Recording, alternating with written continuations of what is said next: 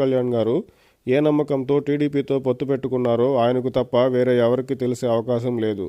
2019 ఎన్నికల్లో జనసేన సాధించిన ఓట్ల శాతాన్ని, గత 4 ఏళ్లలో జనసేనకు ప్రజలలో పెరిగిన మద్దతును అన్నిటికీ మించి టీడీపీ జనసేన పార్టీలు విడిగా పోటీ చేస్తే ఏమవుతుందో 2019 ఎన్నికల్లో టీడీపీకి బాగా తెలిసి వచ్చిందని, అందుకే ఈసారి టీడీపీ జనసేనకు తగిన గౌరవాన్ని, సముచిత స్థానాన్ని, వీలైనన్ని ఎక్కువ సీట్లు ఇస్తుందని పవన్ కళ్యాణ్ గారు నమ్మినట్టున్నారు. అయితే రాజకీయాల్లో ఒక పార్టీ నమ్మిన దాన్ని మరొక పార్టీ నెరవేర్చాలనే సిద్ధాంతం లేదు కదా.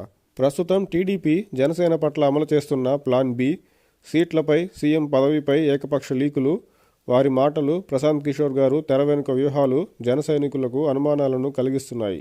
ఈ అనుమానాలను, టీడీపీ జనసేనపై పన్నుతున్న వ్యూహాన్ని ఛేదించలేని స్థితిలో పవన్ కళ్యాణ్ గారు ఉంటే అది టీడీపీని గుడ్డిగా నమ్మిన ఆయన అమాయకత్వమే తప్ప టీడీపీది వెన్నుపోటు ఎలా అవుతుంది?